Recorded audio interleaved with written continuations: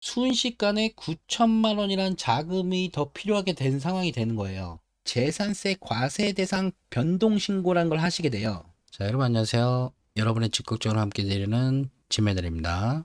저희 아파트와 아파트를 정리하고 있죠.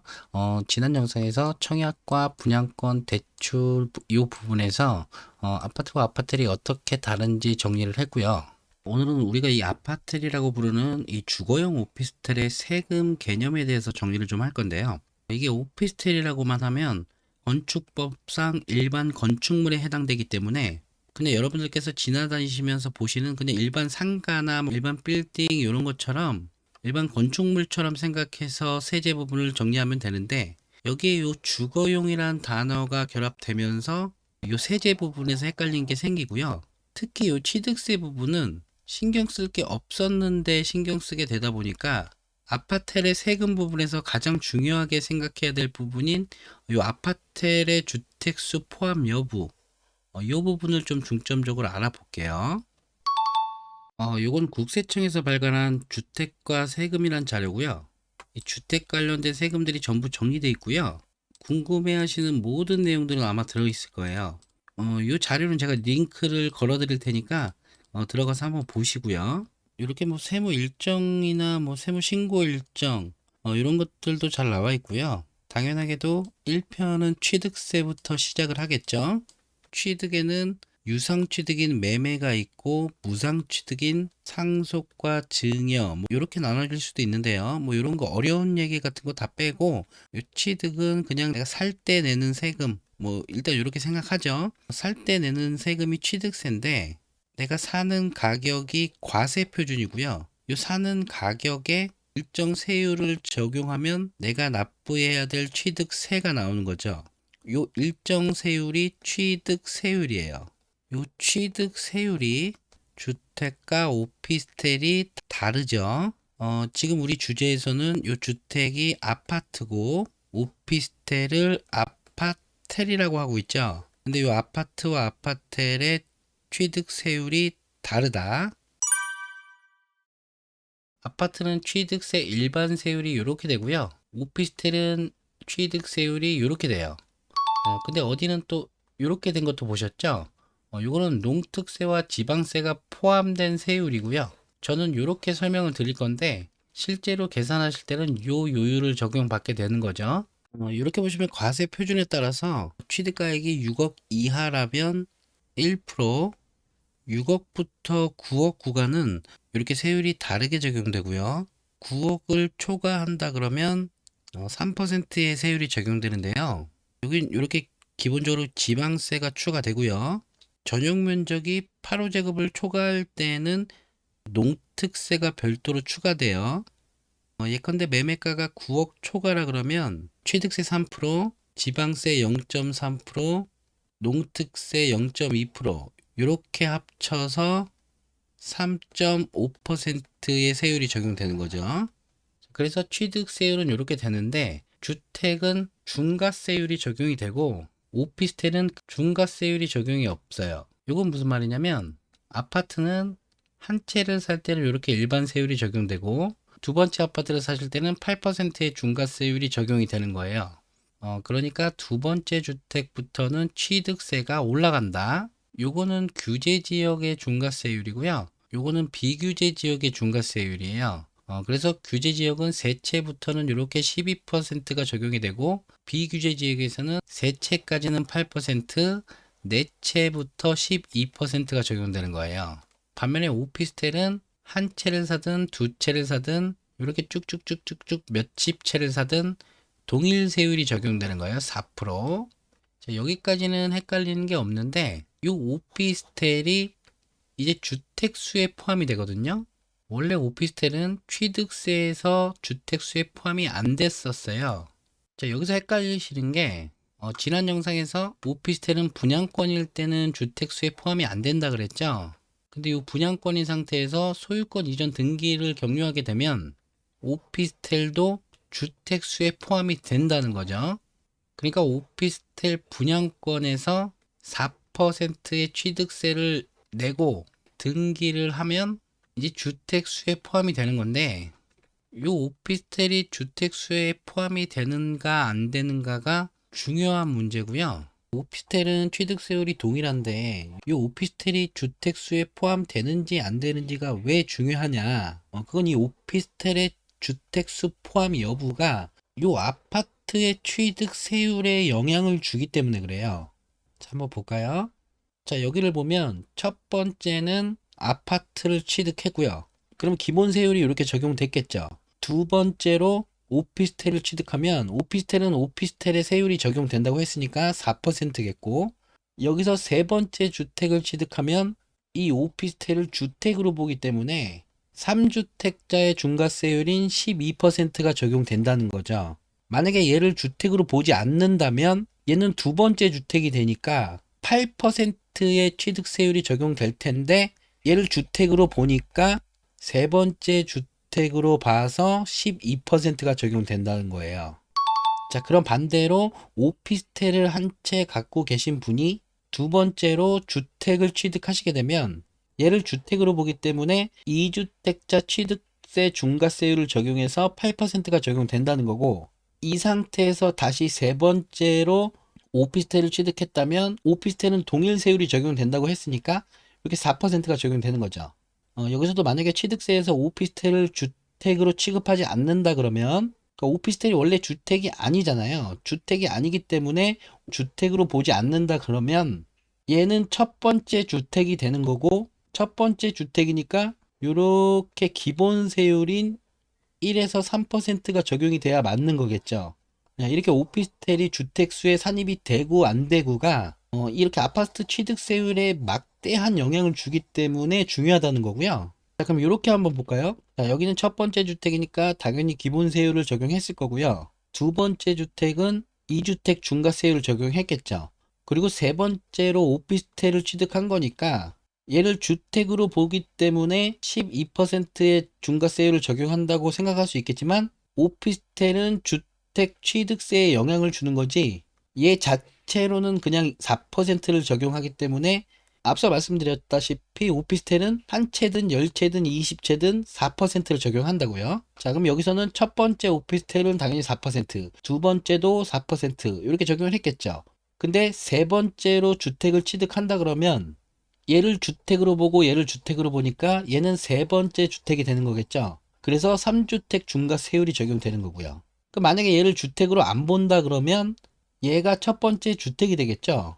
그러면 12%가 아니고 이렇게 돌아와서 기본 세율이 적용되는데, 이게 굉장한 거죠. 만약에 취득가액이 10억이었다면 이 취득세율만 따졌을 때 기본 세율을 적용하면 3천만 원의 취득세를 납부하게 되지만 12%를 적용하면 1억 2천을 납부하게 되는 거고, 순식간에 9천만 원이란 자금이 더 필요하게 된 상황이 되는 거예요.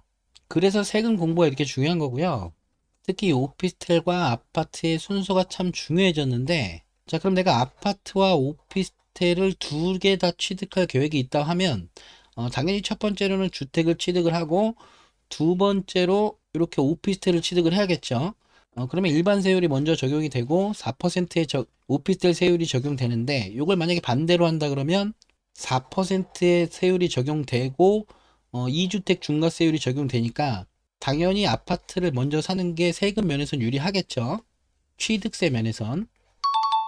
근데 이 오피스텔이 또 주택수에 포함이 되는 게 있고 안 되는 게 있어요. 참 얄궂다, 그죠? 어쨌든 우리는 이걸 걸러내야 되는데, 이게 20년 7월 10일 날 발표된 대책인데요. 주거용 오피스텔과 분양권, 입주권을 이렇게 취득세를 산정할 때 주택수에 포함하겠다, 이런 내용이고요. 이게 지금 오피스텔만 정리하는 것도 헷갈리는데 분양권과 입주권까지 정리하면 또 더 헷갈리시니까 오늘은 일단 오늘의 주제인 오피스텔만 정리를 해볼게요. 일단 7월 10일 날 대책이 발표가 됐는데 개정일이 20년 8월 12일이에요. 자, 따라서 이날 이후로 취득하신 주거용 오피스텔은 이제 취득세를 계산하실 때 주택수에 산입이 되는 거죠. 근데 20년 8월 10일 이후에 취득을 하셨더라도 이 대책 발표일인 7월 10일 전에 계약을 하시고 이 계약금을 지급을 하셨다면 주택수에 포함이 안 되는 거예요. 이건 당연한 거겠죠. 발표일이 7월 10일이니까 7월 9일까지 계약하시고 계약금을 납부하신 분들은 당연히 기존 규정을 적용해야 되겠죠. 근데 이런 규정이 자꾸 바뀌니까 헷갈리시는 건데, 전에 이미 주거용 오피스텔을 갖고 계셨던 분들은 이 취득세에서 주택수에 포함이 안 되는 거니까 걱정을 안 하셔도 되는데, 이게 계속 사람을 헷갈리게 하는 거죠. 오피스텔을 취득하시게 되면 일단 네 가지로 분류를 할 수가 있어요. 업무용 오피스텔과 주거용 오피스텔인데, 자, 오피스텔을 사서 자기 소유로 사서 자기가 여기서 사업을 하는 오피스텔이 있을 거고요. 업무용으로 임대를 주는 오피스텔이 있을 거고요. 오피스텔을 사서 자기가 거주하기 위한 오피스텔이 있을 거고요. 세입자에게 임대를 주기 위한 주거용 임대 오피스텔이 있을 거예요. 자, 이렇게 네 가지로 나눠지는데, 이게 처음 보시는 분은 조금 헷갈리시겠지만, 내가 오피스텔을 구입하시게 되셨다, 아니면 나중에 오피스텔을 취득하실 계획이 있으시다, 그러면 이 부가세라는 세금을 한 번 정도는 만나셔야 돼요. 이 간단하게 생각하면, 일단 부가세란 얘기가 들어간다 그러면 업무용인 거고, 주거용은 부가세를 거론할 일이 없는데, 내가 오피스텔을 취득할 때는 개인이든 사업자든 부가세를 일단 내고 사는 거죠. 이게 이 오피스텔 가격에 부가세가 포함되어 있는 거예요. 이게 지난 영상에서 보여드렸던 판교 벨리자이의 분양 가격인데, 저기 보이실런지 모르겠는데, 공급 금액을 보시면 이렇게 대지비, 건축비, 부가세 이렇게 공급 가액이 있는데, 토지는 면세기 때문에 대지비에 대해서는 부가세가 발생하지 않지만 이 건물분에 대해서는 부가세가 발생을 하기 때문에, 우리가 모르고 있어서 그렇지 오피스텔을 처음에 분양받을 때는 이렇게 부가세를 납부하게 된다는 거죠. 여기 같은 경우에는 건축비가 3.6억이었으니까 10%에 해당하는 3,600여만 원을 이렇게 부가세로 내야 된다는 거고요. 오피스텔은 이렇게 건물분의 부가세가 발생을 한다는 거죠. 자, 그럼 다시 돌아가서 부가세는 업무용이든 주거용이든 누가 샀든 일단 부가세는 납부를 하셨고요. 근데 이 자가로 사용하시는 분은 업무용으로 사용하시기 때문에 사업자 등록이 돼 있을 거고, 사업자 등록이 돼 있기 때문에 부가세 환급을 받으셨을 거예요. 그리고 이 업무용 오피스텔을 임대로 사용하시면 일반 임대사업자 등록을 하기 때문에 여기서도 부가세를 환급을 받으셨을 거예요. 반면에 이 오피스텔을 주거용으로 사용하는데, 본인이 입주하셔서 본인이 거주하신다 그러면 부가세 환급을 받지 못해요. 만약에 받았다면 다시 토해내셔야 되는 거고, 어쨌든 원칙은 사업자가 아니기 때문에 부가세를 환급 못 받는 거고요. 그리고 주거용으로 임대를 주시게 되면 주택임대사업자 등록이라는 걸 하게 되는데, 이 주택임대사업자 등록을 했다는 거는 주거용이라는 거기 때문에 이것도 부가세 환급이 안 되는 거예요. 헷갈리는 게, 얘는 일반 임대사업자고 얘는 주택임대사업자인데, 이런 경우 보셨을 거예요. 오피스텔을 임대로 들어가시는데 전입신고 불가 조건, 뭐 전입신고 불가, 뭐 이런 오피스텔 소유자분들한테 이런 얘기 들으신 적 있으시죠? 이분들은 업무용으로 일반 임대사업자 등록을 했기 때문에 전입신고를 해버리시면 이게 주거용이 돼버리는 거고, 이 주거용이 되는 순간 이 오피스텔은 1임사에서 주임사가 돼버리는 거예요. 그러니까 여기서 임대는 주택임대사업자를 등록한 임대를 말하는 거고, 주택임대사업자를 등록하지 않고 내가 자가로 거주하거나 미등록 상태에서 전세를 줄 수도 있겠죠. 보통 오피스텔에 접근하시는 선수분들은 오피스텔을 다들 이렇게 활용을 하시는데, 이분들은 다 선수분들이시기 때문에 이 내용들을 다 잘 알고 계세요. 근데 우리는 아파트의 대체 상품을 보다가 아파트까지 오게 된 거잖아요. 그래서 이 부분을 잘 모른다는 거죠. 그래서 지금 우리가 여기서 맥락은 이 오피스텔이 주택수에 포함되는가 안 되는가잖아요. 이렇게 부가세를 환급받은 것들은 업무용이 되는 거고, 업무용은 그 자체로 그냥 업무용이기 때문에 그냥 지나가다가 내가 도로 옆에 서 있는 이 건물, 빌딩 이런 거 있으시죠? 이런 거랑 똑같이 보시면 돼요. 주택수의 산입 여부를 그냥 따진 필요도 없이 얘는 그냥 업무용이다. 그럼 이렇게 주거용에 남는데, 이 주거용 오피스텔이 주택수에 포함되는 오피스텔이죠. 지금 우리가 이야기하고 있는 주제는 취득세고, 주택 취득세에서 주택수에 산입이 되는 오피스텔에 대한 얘기를 하고 있는 거잖아요. 이 주거용 오피스텔도 6월 1일에 소유하고 계셨던 분이 재산세라는 걸 내게 되는데, 이 주거용 오피스텔에 주택 임대사업 주택임대사업자 등록을 하면 얘는 그냥 주거용이 된다 그랬죠. 주택임대사업자를 내게 되면 주택분 재산세를 내게 되는데, 그냥 이 오피스텔을 분양받아서 자가로 들어가서 부가세 환급은 안 받고 그냥 아무 말 않고 살고 계시면 이렇게 상가분 재산세를 내시게 돼요. 그러니까 재산세가 주택분과 상가분 재산세가 있는데, 주임사 등록을 하면 상가분 재산세에서 주택분 재산세를 납부하게 되고, 가만히 내가 들어가서 살게 되면 상가분 재산세를 내시게 된다. 그런데 우리가 지금 아파트를 말하고 있는 거니까, 이 아파트에 내가 당첨이 돼서 분양을 받아서 입주를 하시게 되면 여기에 이 관리단이라는 게 구성이 되고 입주자 대표회의라는 게 구성이 되는데, 자, 이분들이 일을 또 잘 하시죠. 요 상가분 재산세를 내는 게 안타까우니까 상가분 재산세가 당장은 좀 많기 때문에 이분들께서 엘리베이터 등 어떤 게시판에 공고를 붙이시죠. 언제까지 상가분 재산세를 주택분 재산세로 변경 신고를 하세요 라는 이런 류의 공고가 붙게 되고요. 근데 가만히 계시다가 상가분 재산세를 내시던 분들이 이렇게 주거용으로 지자체에 재산세 과세 대상 변동 신고라는 걸 하시게 돼요. 그러면 상가분 재산세가 주택분 재산세로 바뀌죠. 이렇게 주택분 재산세를 내시는 분들이 다른 주택을 취득하실 때 이 오피스텔을 주택으로 본다고요. 그래서 가만히 있으면 이 상가분의 재산세를 적용을 받는 거고, 내가 자의적으로 이렇게 변동 신청을 해야 주택분 재산세 적용을 받게 되잖아요. 그러니까 어찌됐든 지금까지는 선택이라는 건데, 내 계획에 따라서 주택분 재산세를 적용받아서 당장 재산세를 적게 내는 게 이득이신 분들은 이게 좋을 텐데, 나는 기존처럼 계속 이 상가분 재산세를 적용받고 싶으면 가만히 있으면 되냐 이건 거죠. 이 상가분 재산세를 계속 적용받고 있으면 다른 아파트를 살 때 이 오피스텔이 주택으로 취급받지 않을 거고, 요 아파트를 살 때 요 오피스텔이 주택으로 취급받는 중요한 문제니까 이거에 대한 정확한 답변을 주는 곳이 없어요. 요 과세관청에 문의를 해도 정확한 답변은 받을 수가 없고, 심지어는 제가 친한 세무사분들께 여쭤봐도 뭉퉁거려서 대답을 하신다는 거죠. 자, 그럼 과세관청에 계신 분들이 이걸 모르겠냐? 그건 아닐 거라고 보고요. 세무사분들이 이걸 모르겠냐? 그것도 아닐 거라고 봐요. 과세관청에 계신 분들은 어떤 지침이 아직 안 내려온 상태인 걸 수도 있고, 세무사분들께서는 본인의 이만한 업무 중에 진짜 요만한 업무일 텐데 우리야 중요하게 생각하겠지만 이분들한테는 이 작은 부분밖에 안 되기 때문에 굳이 중요한 사항이 아닐 수도 있고요.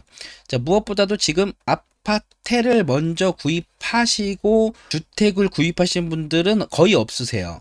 왜냐면 이 법이 적용된 이후에 주거용 오피스텔은 당연히 주택수에 포함된다고 생각하기 때문에 아파트를 먼저 취득하신 분들이 주택을 취득하신 경우는 좀 드물죠.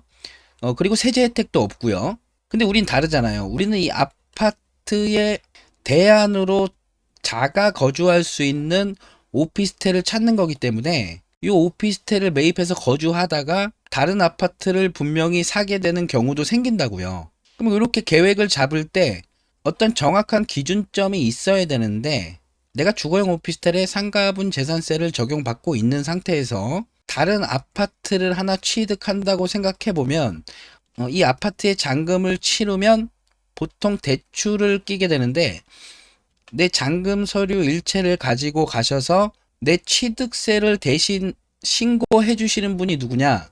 보통 법무사 사무실에 이 사무장님이 되시겠죠. 그럼 이 내용을 이 사무장님께 여쭤보면 이분께서는 또 명확한 답변을 내려주시냐? 그냥 주거용으로 뭉퉁거려서 말씀을 해주실 개연성이 커요. 아직까지는. 왜냐면 주거용 오피스텔은 다른 아파트를 살 때 주택으로 취급되는 게 맞으니까요. 제가 궁금한 건 이거죠. 이 상가분 재산세를 내고 있는 우리가 얘를 무주택으로 치고 1주택 취득세율을 적용받아서 취득세를 냈을 때 나중에 과세관청에서 요걸 실질 사용 용도를 트집 잡아서 요걸 중과세로 추징할 수도 있겠냐, 요게 궁금한 거예요. 저는 그건 당연한 거 아니야 생각하시는 분들도 있어요. 양도소득세 때문에. 이 양도소득세는요, 실제 사용 용도에 따라서 여기에 손발 달린 사람이 들어가서 거주를 하고 있었으면 이건 주택으로 보는 건데, 양도소득세를 규정하고 있는 소득세법에서도 주택은 사실상 주거 용도로 사용하고 있으면 주택으로 보고 있어요. 그런데 이 소득세는 어떠냐? 자, 요거는 고양시의 모모 아파텔의 건축물 대장을 발급받은 건데요. 이렇게 건축물 대장만 봐도 얘는 업무시설, 이렇게 오피스텔이라는 거죠. 외관상은 이렇게 주상복합 아파트처럼 생겼을 거고요. 사람이 들어가서 거주하고 있기 때문에 주택이라고 생각할 수 있겠지만 이렇게 공부상 오피스텔 업무시설이라는 거죠. 우리가 잘 알고 있는 양도소득세는 소득세법을 근거 규정으로 두고 있고요. 취득세와 재산세는 이 지방세법을 근거 규정으로 두고 있거든요. 근데 이 지방세법에서 이렇게 재산세와 관련된 규정을 살펴보면 이 재산세에서 주택의 정의를 주택법 2조 1호에 따른 주택을 말한다고 규정하고 있어요. 그럼 이 주택법 2조 1호에 따른 주택이 뭔지 따라가 보면 이 주택법이고요. 그러니까 여기서 주택이란 뭐 이렇게 하면서 단독주택과 공동주택으로 구분한다. 단독주택을 규정하고 공동주택을 규정하면 여기까지 주택이라는 거죠. 그리고 이 밑에 준주택이란 게 있는데 주택 외의 건축물과 그 부속 토지로 주거시설로 이용 가능한 시설 등을 말하며 그 범위와 종류는 대통령령으로 정한다고 정의하고 있죠. 이 대통령령을 보면 여기에 이렇게 준주택으로 오피스텔을 정의하고 있는 거예요. 그럼 이것만 봐도 이 재산세에서 정의하고 있는 주택에 오피스텔이 포함되는 게 아니잖아요. 이렇게 건축물로 들어가서 건축물에 대한 재산세를 내는 게 맞을 텐데 굳이 이렇게 주택에 오피스텔을 포함시켜서 이 오피스텔을 주택분 재산세를 납부하게 할 권한은 없어 보여요. 현행 법상으로는. 어쨌든 현행 지방세법상에서는 오피스텔을 주택으로 정의하고 있지 않기 때문에 주택분 재산세로 변동 신청을 의무화하기는 좀 그래 보이는데 이게 좀 애매하다는 거죠. 이 지방세법 시행령에서 이렇게 재산세를 검색어로 찾아봤더니요. 이렇게 재산세의 현황 부과에 대한 조항이 있었어요. 재산세의 과세 대상 물건이 공부상 등재 현황과 사실상의 현황이 다른 경우에는, 그러니까 건축물 대장에는 오피스텔로 등재돼 있고 사실상 현황은 거주용 주택일 때 사실상 현황에 따라서 재산세를 부과한다. 이렇게 규정은 하고 있더라고요. 제 영상을 보신 분들은 아시겠지만 저도 오피스텔을 분양받기 위한 계획이 있는데 제 투자 계획상으로는 이렇게 오피스텔을 만약에 분양을 받게 되면 자가 거주 형태로 가게 될 것 같아요. 지금 이 영상을 보시는 대부분의 분들도 이런 계획을 갖고 계실 거예요. 저도 기존에 투자했던 아파트들이 있는데 거기는 그때는 취득세 중과 규정이 없었기 때문에 상가분 재산세를 주택분 재산세로 변동 신청을 해놨었죠. 그럼 이렇게 주택분 재산세를 내고 있는 오피스텔을 누군가가 구매를 한다고 하면 그냥 기존대로 주택분 재산세를 내면 되니까 이분도 고민이 없는데, 그러니까 다른 주택수에 산입이 된다는 거죠. 그럼 이렇게 오피스텔을 새로 분양받아서 자가로 들어가시거나 아니면 기존 오피스텔인데 주택분 재산세를 내고 있지 않은 오피스텔을 매입해서 자가로 들어가시거나 이런 분들이 앞으로 어떤 스탠스를 취하실지 이걸 한번 생각을 해 보시고요. 경우에 따라서는 굉장히 똑똑한 투자가 될 수도 있어요. 아직 정답은 없는 얘기고요. 자, 그래서 주택수에 포함되는 주거용 오피스텔을 얘기하다가 내용이 굉장히 길어졌죠. 그럼 내용을 정리하면 10년 8월 12일 이후에 취득한 주택분 재산세를 적용받고 있는 주거용 오피스텔은 주택수에 포함이 되고, 주거용 오피스텔이라고 하더라도 이 이전에 이미 취득하신 주거용 오피스텔은 포함이 안 되고, 이 이후에 취득한 주거용 오피스텔이더라도 공시가가 1억 이하라면 주택수에 포함이 안 됩니다. 이건 오피스텔이 아닌 주택도 마찬가지죠. 근데 이제 양도세에서는 또 똑같아져요. 양도세는 남는 게 있으면 내는 거죠. 양도세에서는 실질 용도로 주택을 판단하기 때문에 이 오피스텔을 그냥 주택처럼 생각해서 적용하시면 될 것 같고요. 그러니까 아파트와 동일하다는 얘기죠. 비과세 적용 당연히 받을 수 있고요. 일시적 2주택 혜택 당연히 받을 수 있고요. 주택이랑 똑같이 적용해서 비과세 요건은 1세대 1주택이 2년 보유를 하면 9억 이하까지는 비과세 혜택이 주어지죠. 요게 아파트든 주거용 오피스텔이든 실질적으로 거주하고 있다 그러면 이 혜택을 받을 수 있다는 거죠. 근데 요 2년 보유가 17년 8월 3일 이후 조정 지역이시라면 2년 거주 요건이 추가되죠. 요거까지 알아두시고요. 일시적 1세대 2주택 비과세 요건은 이렇게 되죠. 여기에 오피스텔이 들어가도 똑같이 적용된다는 거예요. 종전주택을 취득하고 1년 이상이 지난 후에 종우주택을 취득하는데 이게 오피스텔이어도 상관없고 이게 오피스텔이어도 똑같이 적용이 된다는 거죠. 그러니까 결국 오피스텔도 주택처럼 똑같이 생각하시면 되는 거예요. 지금 양도소득세죠, 양도소득세. 자, 그래서 이렇게 되면 2년 보유한 오피스텔을 팔 때 비과세를 받을 수 있다는 거죠. 근데 이 종전주택을 파는 기간이 일반적으로 3년 이내인데 규제지역과 취득시기에 따라서 이렇게 달라질 수 있어요. 제가 채널에서 임대사업자 얘기는 잘 안 하는데 오피스텔이니까 요거까지만 말씀드리면 주택 임대사업자 혜택 중에 거주주택 비과세 혜택이 있죠. 이게 이제 아파트는 거주주택 비과세 혜택이 없어졌고요. 주택 임대사업자를 내더라도 오피스텔은 아직까지 있죠. 요건 일정 요건을 갖춘 오피스텔을 주택 임대사업자 등록을 할 경우에 약간의 취득세 감면 혜택도 있고 주택 임대사업자를 등록한 오피스텔 외에 거주주택을 팔 때 비과세 혜택을 주는 그런 혜택인데 이 주택 임대사업자 혜택이 너무 왔다리 갔다리 해서 지금 이 정부에서 갈피를 못 잡죠 이걸. 그래서 제가 감히 추천은 못 드리지만 일단 이런 게 있다는 것까지는 알아두시고요. 그래서 이것까지 알아두시면 정말 대략적인 개념은 정리하시는 것 같아요. 그리고 오늘 정리한 이 세금에 대한 부분은 제가 죄송스럽지만 질문은 받지 않을게요. 제가 세무 전문가도 아닌데 이 질문을 받는 거는 좀 주제 넘는 것 같고 어찌됐든 세금에 대해서는 개념을 알아야 전문가의 조력도 받을 수 있기 때문에 현재의 세금과 그리고 개정되는 세금들은 항상 이 개념 정도는 숙지를 해 두셔야 된다는 거. 그래서 오늘 이렇게 마무리하고요. 세금 공부는 항상 투자해서 돈 공부고요. 합법적인 범위 내에서 항상 좋은 선택하셔서 돈 많이 버시길 바랄게요. 다음 영상에서 뵐게요.